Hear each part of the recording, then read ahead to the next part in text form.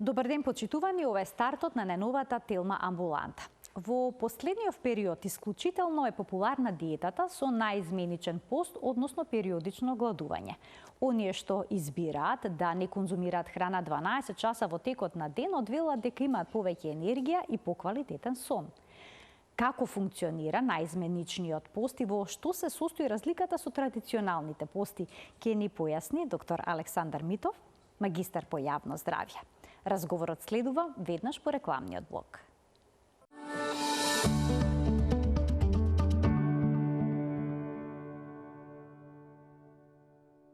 За наизменичното постење денеска зборуваме со доктор Александар Митов, магистар по јавно здравје. Докторе, добре ни дојдовте во студиото на Телма повторно. Ви благодарам за поканата, имајте успешна нова сезона. Ви благодарам. Да ви се заблагодарам на редовните покани и да ве пофалам, не дека ме каните, туку да кажам дека навистина го ценам самиот стил на емисијата. Ценам дека каните многу почитувани колеги, држите до тоа и нема кај вас лажни медицински вести, што е многу важно во денешно време. И затоа ви благодарам што го држите тоа ниво. Ви благодарам за комплиментите. На место се трудиме да го го држиме тоа ниво.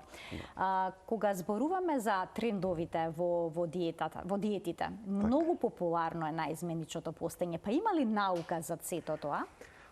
Наизменичното постење, еден чекор ако се вратиме поназад и ќе влеземе во сите и наизменично постење и поригорозните форми. Меѓутоа слабењето, ако прво го поставиме како цел пред да одговорам за наизменичното постење конкретно, луѓето треба да знаат дека има многу начини на слабење, но не се сите здрави и прашањето е под кои услови ние сакаме да ја намалиме телесната тежина. Според мене тоа е водилката која што луѓето треба да ги води при поставувањето на прашањето сакам да слабеам како. Како ќе го одговориме, но прашањето пред се е дали е здраво тоа слабење кое што сакате да го постигнете. Многу пати луѓе сакаат да прелетаат преку терминот здраво. Дај побрзо, еве го летото, до нова година, брз ефект, да не се мача многу и ни за други, нели, скратени патишта, но до слабењето, до здравото слабење, нема скратени патишта. И не е само дека само храната не е доволна, туку дека и 50% од цел тој труд треба да биде физичка активност. Пешачење е сосема доволно. Не мора ништо посебно да прават. Но секогаш кога разговараме на таа тема со луѓе кои ги поставуваме очекувањата на почетокот, јас сакам да бидам кристално јасен дека лично се борам за здраво слабење, кое што не е брзо, кое што има некој природен тек кој што телото го дава и се заснова половина на храна, половина на пешачење. Сега наизменичното постење е еден од тие убави начини, природни начини и научно докажени начини кои што здравото слабење можат да го забрзаат. Прво да го дефинираме, нели оти сега intermittent fasting на англиски или наизменично слабење кај нас, иако има повеќе подвидови. Има и периодично гладување. И периодично гладување се нарекува, затоа за да расчистиме малку магла, да речеме, што има околу самиот термин. Всушност тоа на најнароден начин, на најнароден јазик значи да доручкуваме малку подоцна, а да вечераме малку порано. Вака да го симплифицираме, да го упростиме, да го поедноставиме. Тоа би рекло дека доручекот да не биде пред 11 часот, а вечерата не после 19. Што значи во тие некои 8 часа помеѓу 11 и 19 да бидат сместени сите 2 или 3 оброци, зависно кој колку има. Значи 2 до 3 оброка, не 2 до 3 оброка. Не тоа во тој период да се јаде колку што ќе се посака. Колку што сепак има и тука некој лимит, ти знаете како тука е проблемот на предолгите периоди на гладување. Од 8-16, ова што го кажа вака, тој е најпопуларниот и тој остава неколку часа наутро и неколку часа навечер да не јадеме и како таков е издржлив за луѓето. Каде е проблемот кај другите, например, има и некои ефекти, поефективно е јадење од 7 наутро до 3, односно до 15. Ако може да го издржи човек, тој е поефективен, бидејќи остава подолг период преку втората половина од денот и преку ноќта да даде слабење кое што е многу посилно и повеќе пат на инсулинот. Тука сакам инсулинот доди во обратниот правец. Меѓутоа, Справувањето со гладта сигурно не е едноставно. точно така, тука е проблемот. Оти може да се случи контраефект. Ако човек предолго време буден е изложен на глад, следното утро во 7 часот кога ќе дојде ред да јаде или цел тој период кога е дозволено јадењето, бивајќи исплашен од гладувањето претходниот ден, ќе си рече, денес ќе се најадам добро, отиеве го потоа после 15 часот цел ден е пред мене и мора нешто да ме држи колку толку најаден. И заради тоа луѓето, ако го одберат тој 7 до 13 до 9 до 15 часот, до 3 попладне, се под ризик да јадат премногу во тој период. Од тука се чини дека таа рамка помеѓу 11 и 19 часот како најдобра. Сега, зошто медицински е добро? Што всушност се случува? Нашите тела не се подготвени нон-стоп да варат храна. Тие ќе го направат тоа. Значи, ако им ја дадеме таа задача, нашите тела ќе варат храна и постојано, и 24 часа. Меѓутоа се испоставува дека дигестивниот систем, ако тргнеме сега од него, има потреба за одмор. Тој одмор ќе го искористи дигестивниот систем да ги создаде ензимите и сите тие работи кои што му требаат и да ги чува додека следниот ден не се употребат пак. А што ќе даде тоа? Тоа ќе даде оптимално варење на храната. Например, ќе има време во жолчката, која што служи како кесе, да ги чува, да речеме, еден резервоар на таков тип на материи корисни за варењето, или пак оние кои што се во панкреасот. Ќе има доволно време телото да создаде адекватни количини за следниот ден кој ќе почнеме да јадеме, да ги излачи и варењето да биде оптимално. И храната која што де факто сме ја внеле, да ја свариме, да имаме максимален корист од неа и да го постигнеме тоа што сакаме да го постигнеме. Тука е интересно дека правени се студии за тоа дали прави разлика ако во точно време му дадеме на нашето тело храна. Дали е во 11 часот, па потоа во 13 или како и да е. Многу интересни се тие студии дека само за неколку недели нашето тело толку добро памти кога му даваме храна. Ако неколку дена, да речеме, поред 2 недели од прилика му даваме храна во 13 часот, ќе почне да се организира на тој начин и да ги подготвува овие ензими и сокови и ќе ги донесе до максимум точно пред 13 часот за кој ќе дојде период, антиципира, предвидува дека ќе дојде јадењето во тој период и ќе ја свари храната оптимално. Така што нашите тела сакаат предвидливост и ако можеме да го внесеме концептот на изменично постање, во смисол подоцна да доручкуваме, порано да вечераме, е добар начин на тоа природно слабење, уште повеќе да го засилиме. Меѓутоа, тоа е генерално сликата каде што можеме. Се разбира, сега сигурно и ќе ме прашате за ризиците, нели? Ќе дојдеме до тоа. Да. Ја уште малку би се задржала во однос на моделите. Значи, вие го препорачувате 8-16 моделот. Да. Има и други варијанти. 5-2, значи 5 дена нормално се јаде, па 2 дена се пости. Што велите за останатите форми? Останатите форми кои што се на тој тип, кои што вклучуваат и поригорозно нејадење, јас едноставно не сум убеден во науката позади нив и сум многу внимателен. Оти секогаш кога јадењето е во прашање, најмногу од се пазам од трендови, а тие ги има премногу. Зошто? Заради тоа што јас и пишувам често кажувам дека храната е жртва на својата популарност. Бидејќи толку е популарна и сите сакаат да кажат нешто на тема храна и се меша тука нели многу гласови и се меша дури и гласови кои што не се баш стручни и затоа храната е жртва на својата популарност и многу пати добиваме разноразни информации кои што не се точни. И јас се додека не сум целосно сигурен. Овие останати сите други, нели, може да има и 12-12, 8-16, тој кој што јас го препорачувам, 10-14, 5-2 и не и за други подваријанти кои што постојат на изменичното постање. Јас сум внимателен околу нив, не сум уште убеден дека се добри и единствениот за кој што имам и доволно прочитано научни студии и доволно видено во пракса од пациенти мои како го користат и колку им е корисен, е 8-16. Значи 8 часа во текот на денот да се консумира храна? Да се консумира, а 16 останати кои што го вклучуваат испиењето, тогаш да не се консумира храна. И ќе даде ефект? Дефинитивно. Значи, ајде да започнеме од она што најмногу ги интересира гледачите. Дали ќе ги изгубат посакуваните килограми? Точно. Значи, очекуван има луѓе кои што ослабеле само врз основа на овој пристап. Сега, кои се тие луѓе? Тоа се луѓе кои што имале навика да јадат многу касно. Значи, пак секогаш треба човек да се го најде тоа што му одговара нему и што му дава нему резултати. И затоа мораме нели малку да бараме за да најдеме што точно ќе одговара.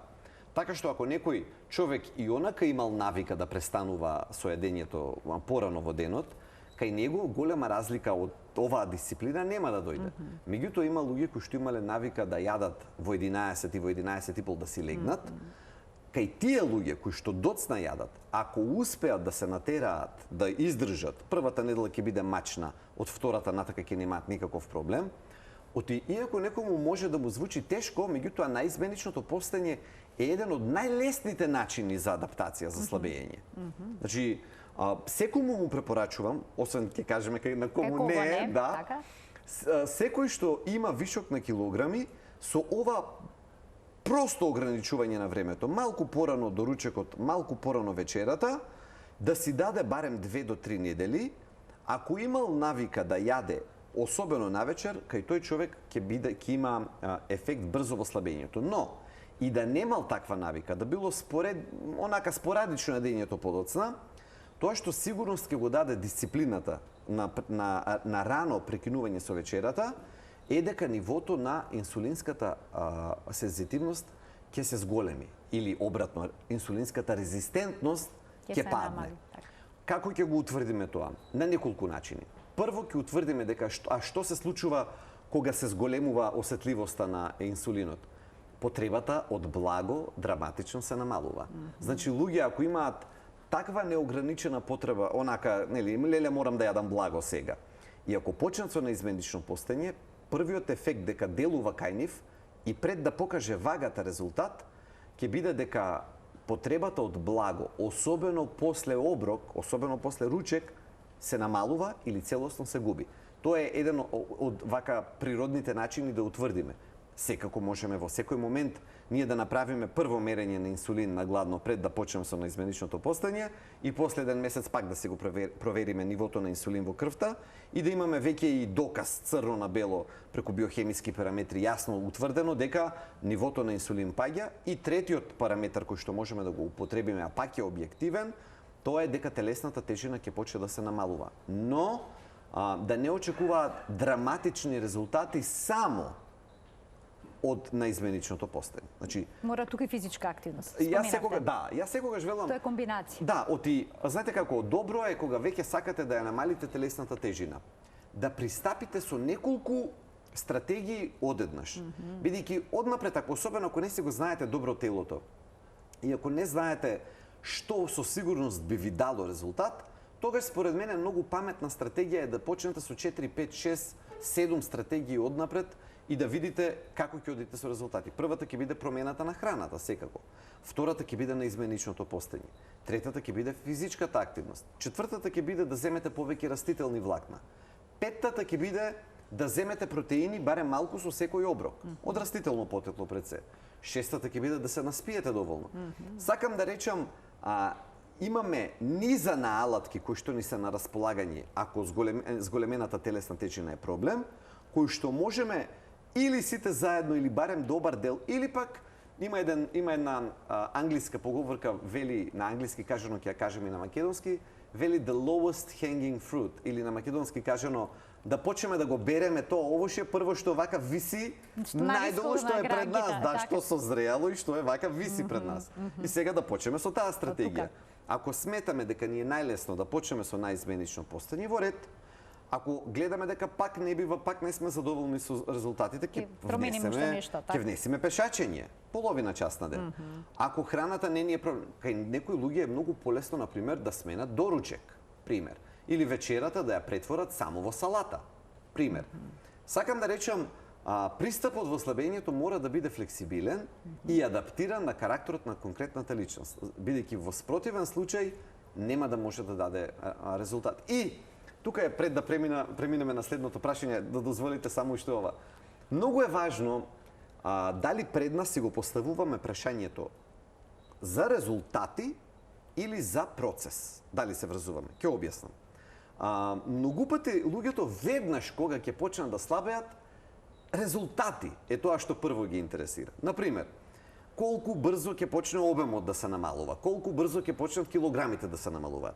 Јас не велам тоа да не биде фокус, но тоа да биде втор фокус. Првиот фокус да биде процесот на слабење. Односно, јас наместо да гледам колку е вагата секој ден и да се мерам секој ден и обем да мерам секој ден, подобро е јас прво да се фокусирам дали јадам правилно, дали пешачам доволно, дали процесот на ослабење го правам добро како што треба. Ако јас се фокусирам на процесот, резултатите ќе дојдат со сигурност. Меѓутоа, фокусирањето на процесот прво ни дава поголемо трпение. Тоа е првата придобивка.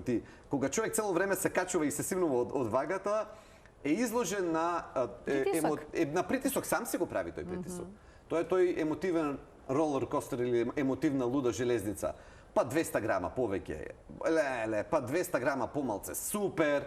И врзувајќи се на тој нездрав начин со вагата, човек се создава, си става на себе си толку голем терет да ризикува да го откаже сето тоа што почел да го прави, само и само под влијание на вагата.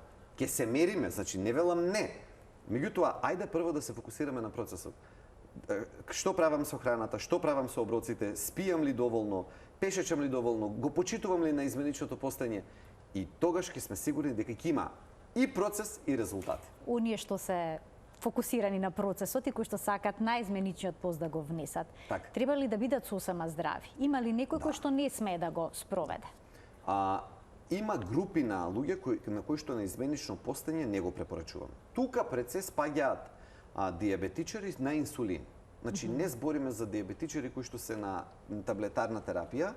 Може и некој од нив треба да се види индивидуално на кој би му одговарало, на кој не, но оние кои што се на инсулин вообичаено не можат да издржат толку големи периоди на гладување, без при тоа да дојде до големи амплитуди во нивото на шеќерот во крвта. И тоа не е препорачено и не е дозволено. Заради тоа што ние, сакајќи да постигнеме едно, ќе треба да решаваме друго, кој што има многу поголем капацитет за да направи проблем.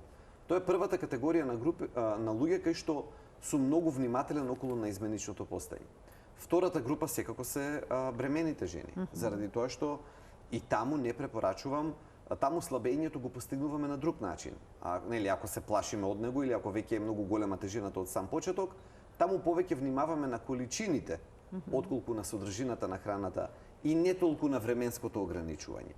Третата група се децата. Значи, над 15-16 години да речеме дека веќе можеме да го примениме, особено во групи кај деца каде што е навистина зголемена телесната тежина. Но под тоа, на помлада возраст не. Понатаму луѓе кои што имаат проблеми со бубрезите, со чистењето на крвта. И таму ограничувањето, особено внесот на вода може да биде, зависи за кој степен на бубрежно нарушување зборуваме, на кој стадиум зборуваме, прв, втор, трет до петти. И таму мораме да сме внимателни. Значи, ќе речеме храна и нели едноставно, меѓутоа не е баш едноставно, особено кога зборуваме за метода како што е на изменичното постојање и конкретни групи на пациенти кои што имаат некои подраматични нарушувања во здравјето. Така што само го препорачувам со сигурност, за нели ако некој е во двојба дали да, дали не, за луѓе кои што се целосно здрави, кои што имаат минорни проблеми од типот на дислипидемија, односно покачен холестерол, покачени триглицериди, малку покачен крвен притисок. Сето тоа не е проблем, човек да се одлучи да проба со наизменично слабење. Но што е со жените, докторе? Се наведува дека некои од нив би можеле да го изгубат менструалниот циклус, а потоа кога се вратат на нормална исхрана, сето тоа да се нормализира. Има ли вистина во сето ова? Јас имам најдено научни студии кај одредени групи тоа е најдено. И не е уште до крај јасно зошто кај некои тоа се случува, кај некои тоа не се случува. Генерално тоа не е очекуваниот ефект. Значи кај жени генерално кога зборуваме не очекуваме на изменичното постојање кај сите да даде. Всушност многу е важно да се разбере таа врска помеѓу нивото на инсулин и самиот менструален циклус. Многу високо ниво на инсулин има капацитет да ги блокира овариумите, јајниците и да го спречи процесот на овулација. Тоа всушност е и најчестата врска, сега ако навлеза малку во медицина, во физиологија, во патофизиологија, помеѓу застапеноста, комбинираната застапеност на инсулинската резистентност и синдромот на полицистични јајници. А затоа таму кога одиме, наизменично работиме и на двете, и на инсулинската резистенција, и на синдромот на полицистични јајници. Но кај здрава жена, која што има само проблем со зголемена телесна тежина, во 90% не очекуваме дека ќе дојде до нарушување на циклусот само благодарение на изменичното постање. Сега, стручите лица од научните кругови има дилема. Дали наизменичниот пост дава резултати само затоа што луѓето почнуваат помалку да јадат? Дали истиот ефект ќе го постигнат и доколку едноставно само ги намалат калориите што ги внесуваат во текот на ден? Многу убаво прашање. Знаете како, таа дилема уште стои. И тоа е прашањето дали калорискиот дефицит всушност не е тој кој што го прави слабењето секогаш. Дали тој не е царот на слабењето, нели? Калорискиот дефицит во смисол, најнародно вака да го прикажеме, помалку да внесеме отколку што ќе истрошиме. И кога ќе повлечеме сума, калориите да се во минус во тој ден и тоа да е калориски дефицит, вака едноставно кажано. Можно е да има вистина и во тоа, меѓутоа се чини дека тој пролонгиран период, особено во ноќните часови, на намалување на храната и тоа конкретно поврзување со намалувањето на нивото на инсулинот, дека е нешто многу специфично и карактеристично само за наизменичното постање. Значи не е само просто броење на калории во конкретниот случај, туку дека пролонгираниот период преку ноќта дава толку ниско да отиде инсулинот. Од инсулинот кога е високо, тоа е блокатор на слабењето. Тој не дозволува. Ако имате луѓе, например, не гледаат, не следат, за кои што слабењето им е многу тешко или се поправаат во многу краток период, најчесто им кажуваме, нели сега одма е, дали сте ги провериле тироидните хормони? Тоа е првото прашање. Да, но мислам дека првото прашање треба да биде дали инсулинот го имаат проверено. Бидејќи ако е присутна инсулинска резистентност, слабењето е особено тешко. Значи, инсулинот кога е високо, тој буквално го стопира метаболизмот и не дозволува слабењето да се случува. Тоа е неговата улога, природна дадена. Затоа кај тие луѓе, периодот на пролонгирано гладување преку ноќ, бидејќи што се случува? Во тие 8 часа, кога телото во 8 часа се смета дека црниот дроб своите резерви на шеќери ги троши. Паѓаат толку ниско и истовремено доаѓа до патина и на инсулинот. И дека тој период можеби е клучен за наизменичното постање да ги даде своите ефекти кај инсулинската резистенција. Повелете. Калорискиот дефицит е многу интересен, но треба да пазиме околу него. Особено, например, луѓе кои што влегуваат во калориски дефицит без да пазат што внесуваат, се во ризик да влезат во така наречен протеински дефицит. Оти ние сакаме да има калориски дефицит во слабењето, ама не сакаме да има протеински дефицит. Зошто? Бидејќи тогаш слабењето не само што ќе ги зафати масните ткива, масните наслаги, туку ќе ги зафати и мускулите. Так. И затоа тука мора многу да се пази кога зборуваме калориски дефицит. Не е просто изгладнување. Малку ќе јадам или речиси нема да јадам и повеќе ќе вежбам или ќе пешечам и ќе слабеам. Да, ќе слабееме, ама што беше првото што го кажавме како вовед? Има милион начини на слабење. Но здравиот начин на слабење, тој што мислам дека секого би требало да го интересира. Инаку џабе ни е нам кога ние ќе изгубиме многу масти, ама ќе изгубиме и многу мускули, заради тоа што ќе го намалиме базалниот метаболизам. Потоа ќе треба многу време за да го надокнадиме тие мускули кои што му требаат на телото. Не е само изгледот кај мускулите, значи тие си имаат своја многу јасна функција во одржување на здравието генерално на нашето тело. Колку е поголем процентот на мускулна маса, особено после 50-та година, има многу бројни студии кои што го поврзуваат тоа со подолго живење на тие луѓе. Па и со паметењето. Дефинитивно. И со когнитивната функција. Мускулна маса велате поврзана и всушност со апсолутно со подобра когнитивна функција. Така што има тука финеси. Дали е само калориски дефицит или е и протеински дефицит, треба да се пази. Така, значи не е се едно, треба се едно, убаво сето ова, пред да се примени, добро да се Треба информираат. да пази, да. И сега сакам да прашам кај најизменичниот пост во периодот кога не се конзумира храна, се внесува ли вода? Да, водата е дозволена во тој период. Дури и некои полесни пијалоци кои што во себе немаат многу шекер или многу например кафе да речеме кое што не е засладено, чај кој што не е засладен, значи вода и сите останати течности кои што во себе немаат голем број на калории, значи кои што не се екстремно благи, може слободно да се применуваат и јас препорачувам да се применува, бидејќи водата во тој период го полни желудникот и користи како залажување на еден начин и му помага на човек полесно да ја преброди глад. Глад, така. Да. Ова ве прашав бидејќи сега има и некои порадикални варијанти на пост, без храна, но и без вода, кои што траат навистина долго време. Од 24 часа до 36 часа. Што велите за сувиот пост? Тоа е тој така наречен сув пост, кој што подразбира комплетно елиминирање не само на храната, туку и на водата и на течностите во пролонгирани периоди, 24, 36, 48 часа. Јас, според тоа што го следам во науката, сметам дека тука треба да бидеме извонредно внимателни и дека не е нешто туку така кое што треба веднаш да го препорачаме и ќе кажам од кои причини. Тука има многу ризици кои што се поврзани. Да, значи, дали ќе даде видливо слабење 24 часовно, 36 или 48 часовно, дали ќе даде слабење нејадење и непиење вода? Апсолутно да. Ние ќе продолжиме да одиме во тоалет, ќе продолжиме да дишеме и да испаруваме и ќе продолжиме де факто на тој начин да губиме вода. Затоа првиот ризик е дехидратација. Дехидратацијата, сега нам устата пена ни фати од зборување. Гледам немаме чаша вода. Нема гајле, не е проблем. Нели устата пена ни фати од зборување пијте 2 литра, пијте 3 литра, пијте 4 литра. И сега одеднаш излегува тренд, да, излегува тренд 24 часа ни капка вода или 36 ни капка вода. Тука ризиците поособно може да дојде до отекување на мозокот. Значи тоа може да дојде до коматозни промени.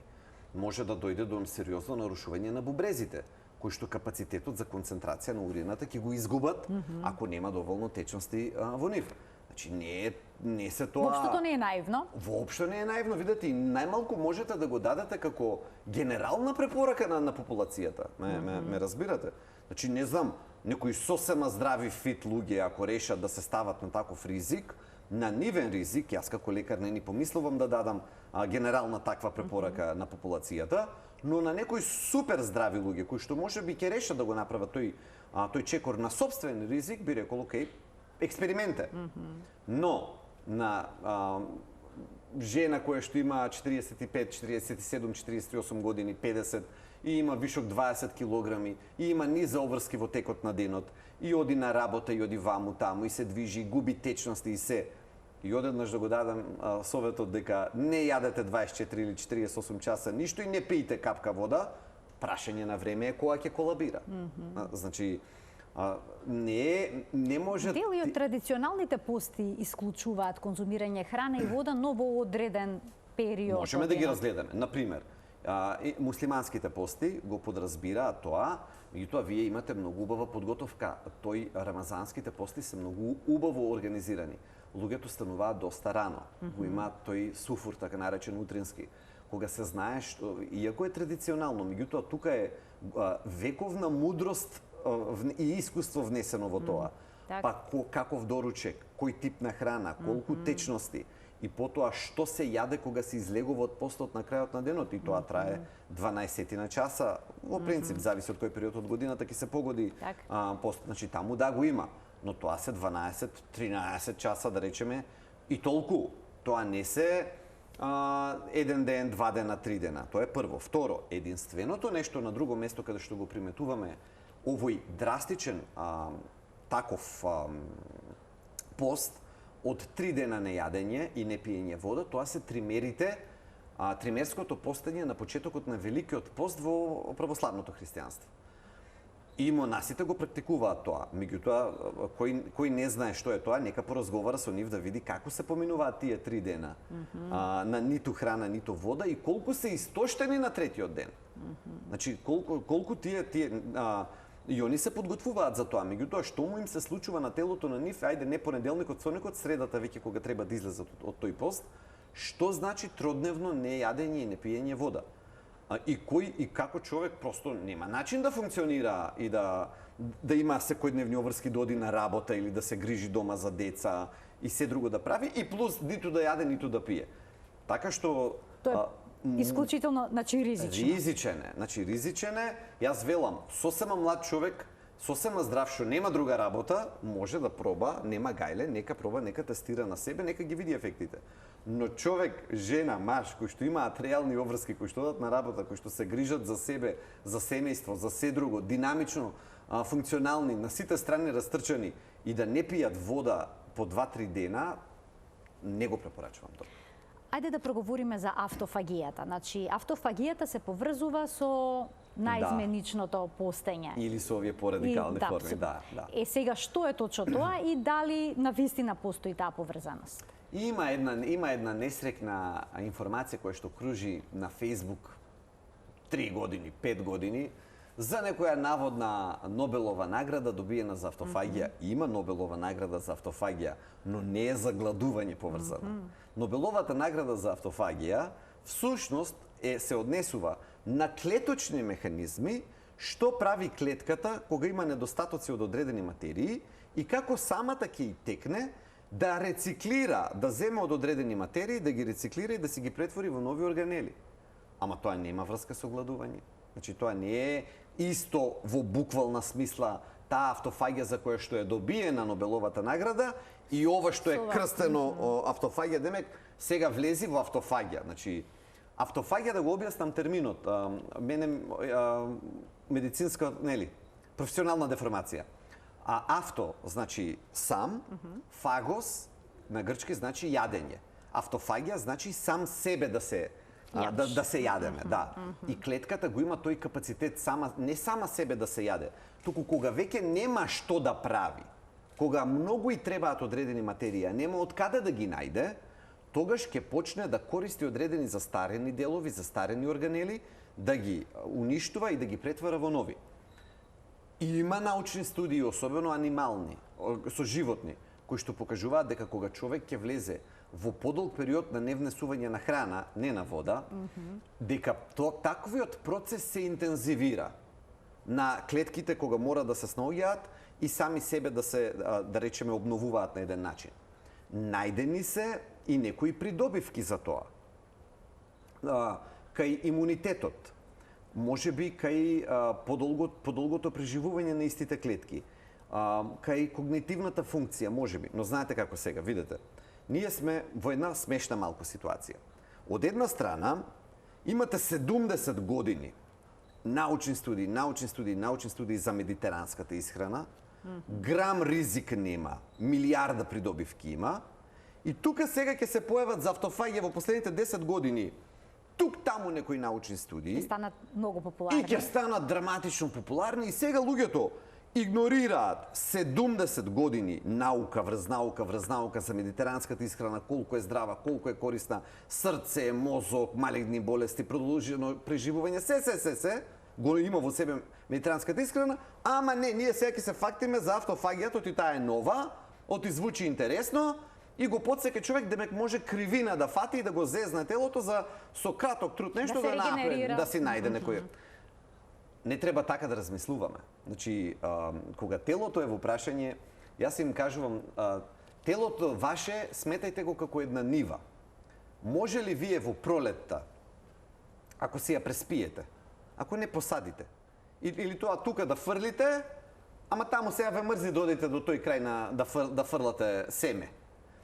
И сега летото може ќе вадите, може нема да вадите, или не знам каква финта да направите, и во есента да дојдете да берете. Така и нашето тело. И нашето тело е природен механизам, нивата е природен механизам.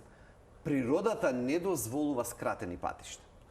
Ако не го посадите тоа ќоше од нивата со семе, ќе порасне коров. Нема да има од житото, ако не сте го ставиле таму, нема да порасте. Мислам, штета е што мораме на толку едноставни работи да се подсетуваме, меѓутоа некако мислиме дека кај телото тоа е можно, тие биохакс, нели, да го хакнеме телото на некој начин, не е можно. Или второ, ако не вадиме ние редовно, отидете во една градина после 3 недели не вадење, не плевење, да видите што ќе се случи. Тоа е тој природен механизам, истото и кај нас, само што не ни е толку очигледно. Знаете како? Ние што злоупотребуваме? Го злоупотребуваме капацитетот на нашето тело да покрива и да надокнадува, да компензира за нашите глупости. И вака да јадеме, и така да јадеме, и да не јадеме, и 2 дена да гладуваме, и 3 дена. Нашите тела се толку вешти во преживувањето, имаат позади себе милиони години еволуција, која што ги направила силни, и сега ние само нешто тестираме да видиме што ќе издржи нашето тело и дали ќе го издржи ова и дали после ова. Тој начин на размислување за нешто ново, нешто скратено, некоја финта, треба да го напуштиме целосно. Ќе се задржим уште малку на скратените патишта, само да ги поканам гледачите, да не ни дадат забелешка дека немале може да се вклучат во емисијата со нивни прашања. Почитувани, од овој момент ќе биде контактна Телма амбуланта. Слободно јавете се на телефонот кој што ќе биде испишан на екранот. Исто така, во изминатиот период е многу актуелно слабење со лекови. Пред се лекови кои што се наменети за диабетес. Да. Што велите за тоа? Да, еве уште еден начин за слабење преку скратен пат, преку фаќање кривина. Значи, ризиците се многу големи. Оземпикот е тоа, нели, кој што го употребуваат или го злоупотребуваат многумина, така наречената off-label употреба, односно употреба надвор од тоа што е јасна медицинска индикација во кои услови. Секој лек има јасни критериуми според протоколи кога можеме и кога не можеме да го земеме. Меѓутоа сега за жал зема еден голем замав да се користат лекови кои што се користат за диабет, а истите да се и други се, не е само тој. И метформинот се злоупотребува, кој што со цел да се даде побрзо слабење. Ризикот тука е голем. Нема лек кој што нема несакан ефект. Еве, од тука да почнеме. Прво и основно треба да разбереме дека се изложуваме на низа несакани ефекти потенцијални, кои што кај овој лек не се многу воопшто наивни, значи не се воопшто наивни, и тоа да се употребува без медицински надзор на своја рака, и особено пак што се набавува од разноразни извори, нели, од ваму, од таму, од Косово, да не речеме, и од низа други канали, тоа значи човек да си ја става главата во торба, здравето да си го донесува во ризик за едно слабење кое што може да го постигне на милион други начини. Но вела дека го губат чувството за глад. И затоа едноставно да слабеат. Тоа е целта, ефектот е тој. Значи, тој треба да го даде тој ефект. И меѓутоа, јас сум противник на тој начин на слабење заради тоа што кој прво има ризици само по себе од несаканите ефекти. Второ, не знаеме телото нивно како ќе изреагира. Трето, дури и да ослабат, постојано ли ќе бидат на тој лек? Да, мора да се прекине. Во еден момент мора да прекинат. Еве ќе прекинат. Гладот ќе се врати. Што правиме тогаш? Значи, пак ќе слабееме, пак ќе се поправаме, или кога ќе се поправиме, пак со лекови ќе слабееме. Оти ако они веќе еднаш го фатиле тој пат, они ќе мислат дека ако ќе дојде употреба, ама не може хронично да бидат изложени. Се надеваат дека ќе се намали жилбата за храна до тогаш. Ама многумина така се надеваат без да ги сменат навиките. Нема промена на дури кај порадикалните варијанти. Луѓе одат и на опции на можеби ќе ги спомнеме на опции на намалување на желудници, на такви работи. И тие се крстат во тоа дека нема да можам да јадам, меѓутоа познавам пациенти мои кои што повраќаат по 2-3 години. Желудникот намален, ама желбата за храна останала иста. Не е така едноставно и розово. Имаме гледачи кои што очекуваат вклучување во денешната емисија. Добар ден за првиот од нив. Добар ден. Добар ден, повелете. Гоце на телефон, пациент на доктор Митов. Така. Голем поздрав до докторот. Поздрави до вас. Се придржуваме кон исхраната уште и тераме, нема гајле, килажа нема. Браво. Здрави како што бев кај вас. Браво. Така, одлично што имате посакуваните резултати што споделивте. Еве ќе вклучиме уште еден гледач. Добар ден. Добар ден. Повелете. Јас би сакала да прашам нешто. Се работи за овие минерали, витамини, како што се центрум. Без некои проблеми со очите, имам односно дегенеративен процес и ми дада, чекајте да видам како се викаат овие, Значи ви дале конкретно... макулин, меѓутоа, бидејќи нешто ми се врти, па центрум ми рекоа апотекарките да земам. Дали такви нешта треба да се употребуваат? Меѓутоа имам и друг проблем. Не се движам, ама многу се поправих и не знам како да ослаб. Дали смеам да ги употребувам овие центрум? И... Така, добро. Па да ви кажам наискрено, ја многу ретко употребувам вакви минерали, нели... Така, и поради тоа имате витамин С. дилема дали да ги земете или не. Ви благодарам за Да. вклучувањето во програма. Повелете, докторе. Станува збор за мултивитамински и мултиминерални препарати. Тие може да го најдат своето место кога се, например, знаете како здравиот начин на живот, исхрана и физичка активност и општ здрав лајфстайл ќе ви обезбедат 80 до 90% од тоа што сакате да го постигнете. Останатите 10 до 20%, дали ќе си помогнете со некој суплемент од овој вид? Има многу. Има природни, има минерали, има витамини, има се и се што. Ако има потреба за вашето тело, апсолутно можете да ги земете и нема никаков проблем. Така што ако колегите процениле дека треба да се даде во конкретната ситуација, тоа не може да штети. Луѓето кои ќе видат нели нешто дека е капсула или дека е апче, генерално може да бидат на некоја, како да речеме, вака внимателни. Не мора да значи дека е штетно ако е во форма на апче. Значи, битно е што има внатре. Така што ако зимаме капсула, не значи дека е вештачко, може би е екстракт од природна субстанција. Така што јас сум против доктринарни ставови кои што не се оправдани. Немајте проблем да земате суплемент ако имате потреба за тоа. Може ли да се изгубат килограми со чаеви за слабење? Не. Чаевите за слабење беа популарни во 90-тите години, прв пат се сеќавам јас, може би били и порано. И од тогаш навака се изгубија, па повремено се појавуваат. Даваат ефект кога во нив има недозволени субстанции. Значи, и тука да не се лажеме дека кај многу порано ги имаше, кај таков тип на чаеви за слабење и сега такви кои што нелегално се продаваат. Така, да. Има уште такви работи, тие кои што не се продаваат по аптека, туку ги има исклучиво по интернет, Онлайн. по Facebook, онлайн, така. Има такви чаеви кои што може да дадат слабење, но со недозволени субстанции внатре. А инаку, ако е само природен чајот, сам по себе, без да промените ништо во исхрана, во физичка активност, во наизменично постање или во што и да е, чај сам по себе слабење не може да даде. Уште еден гледач ке вклучиме. Добар ден. Ало, добар ден. Во програма сте, повелете. Поздрав до докторот многу Благодарам. и до вас. Сакам да го прашам докторот. Така ве слушаме, кој е прашањето? На времето има 140 кила. Со негова помош дојдов до 82. Така. Сега имам проблеми со затвор, како да кажам, Запек. Така, со столицата, со празнењето на со цревата. нередовна столица. Па ви интересира што може да се маснина преземе? стомакот.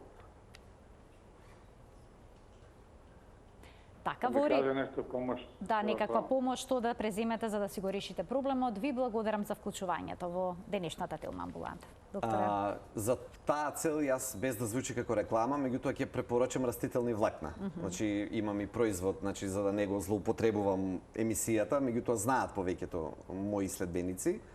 Растителни влакна е главното нешто кое што треба да се земе и тоа му го препорачувам на очигледно мој пациент кој што нели сме соработувале. Растителните влакна е многу важно да се земат со многу вода. Значи, ако земете една лажичка од препаратот со растителни влакна, мора да земете 2 чаши вода со тоа. И тоа ќе помогне растителните влакна во комбинација со вода во рок од неколку дена ќе го решат проблемот со Ако се зема повеќе зеленчук, да речеме, каде што има природни растителни влакна? Зависи. Помага. Не дека нема да помогне. Меѓутоа, ако е посериозен проблемот, ако се Така. помрзливи цревата, нема да го реши тој тогаш. Затоа мора вака да си помогнеме. Така, која спортска активност, докторе, е најдобра за слабење? Пешачење. Наједноставната? Наједноставната, од многу аспекти. Пешачењето, прво и основно, пешачењето во себе носи нула ризици. Речи си нула ризици. Во која смисла? Луѓе кои што се со зголемена телесна тежина треба да ги пазат зглобовите, колената, скочни зглобови, сето тоа. И да почнат веднаш да трчаат, воопшто не е препорачливо. Така што, без да го донесеме пациентот во ризик да направи некоја повреда, прво што треба да прави, пред се да збориме за самата локомоторна цела функција, цел систем локомоторен, најпаметно е да почне да пешачи. Кога ќе набие, да речеме, кондиција и кога ќе почне малку да се намалува телесната тежина, може да почне и со трчање. Но најважното нешто кое што треба е пешачењето. Што е добро пешачење или пешачење кое што ќе даде ефект за слабењето? Тоа не е прошетка со куќе. Нели, убаво е да се прошетаме со куќето, но да не си го броиме како пешачење за слабење. Тоа е разонода, тоа е прошетка. Значи, убаво е да излеземе со куќето. Но нешто бројат чекори сепак влегува во чекорите. И зависи куќето колку брзо оди. Оти знаете, ме разбирате, ако со куќето вие тргни застане, вие не можете да постигнете доволен степен на возбуденост на метаболизмот, на загреаност на телото, за всушност да дојде до осигурување на мастите во вашето тело. За да го постигнете тоа, ви треба 30 до 40 минути континуирано пешачење. Најдобро е тоа да биде вакво. 5 минути бавно, 1 минута брзо. 5 минути побавно, 1 минута побрзо. И тие наизменични интервали на бавно, брзо, бавно, брзо, бавно, брзо, ќе ви го дадат максималниот ефект во однос на слабењето кој што можете да го постигнете од конкретното пешачење. Значи, тоа е добро пешачење, кое што... И сега, како ќе знаете дека е доволно брзо? Не е трчање, меѓутоа, после 5-та минута почнувате да се потите. Ако се допрете овдека, осеќате како удира, осеќате срцето како работи. Забрзан пулс. Можете да зборувате ако некој има со вас, ама не можете да пеете. Оти, нели, сте задишени. Значи, да зборувате нема проблем. Ама да речеме да издржите да пеете, не можете заради тоа што диафрагмата е зафатена со дишење од тоа забрзано одење. Така што забрзано одење е најефтината, наједноставната, најбезбедната, најлесната, целосно бесплатна, не само најефтина, активност која што ја препорачувам секому. Има земји кои што се поорганизирани од нас, кои што пресметуваат дека не знам колку милиони и милиарди евра ќе се заштедат во медицинска нега и во човечки животи пред се, ако населението почне да пешачи по половина час на ден. Ништо повеќе. Впрочем, и од нашиот институт за јавно здравје што излегува некои студии за физичка активност од пред неколку години, не повеќе од 8 до 10% од населението има ваква физичка активност која што може да се смета за доволна. Над 90% од населението во нашата земја нема физичка активност која што можеме да ја сметаме за доволна. Доволна физичка активност во медицинска смисла се 150 минути пешачење неделно или 5 пати по 30 минути во неделата. Ово објаснува многу, зашто имаме проблем со покачени Како не? Со покачена телесна тежина. Драматично ќе се подобри здравјето на населението. 90%, тоа е огромен многу процент. голем процент. А ако ние нели се тешиме дека живееме во земја со многу убава клима, со малку дожд, со сонце, со се, да, кога беше најтопло, никој не велам, боже мој, да земе да пешачи по најтоплото. Меѓутоа, наутро или навечер беше многу пријатно. Сега е пријатно во тек на цел ден. И додека да дојде онакај вистински студ, пак сакам да речем да не бараме изговори. Има начин, има простор, има време, пешачењето барем, а никој не може да рече дека е толку зафатен да не може да најде половина час. Па председатели на Соединетите Американски држави ги гледаме, не Барак Обама, не овој претходниот, за сегашниот не знам, како пешачат светот нели треба да го контролираат, да го водат, председатели на држави, ама половина час на ден наоѓаат да пешачат. Се никој од нас не е толку позафатен од сите нив, сакам да речем, за да не може да одвои 30 минути да испешачи. Тоа тие 30 минути не мора целно да бидат насочени само за пешачење, нек се 15 минути до пазар и 15 минути пак назад. Еве сме ги инкорпорирале во другите обврски. Нема изговор. Тоа сакам да така, речам. нема изгоба. Да. Значи, едноставно, повеќе физичка активност, внимавање што се внесува како храна во организмот Така. и еве доколку сакаме Да си помогнеме со најизменично постање може. Тогаш може. Да. Ви благодарам уште едно за гостувањето, доктор Митов. Ви благодарам. Почитувани со ова е крајот на денешната Телма амбуланта. Гледајте не секој работен ден во 12 часот и 45 минути и внимавајте на вашето здравје.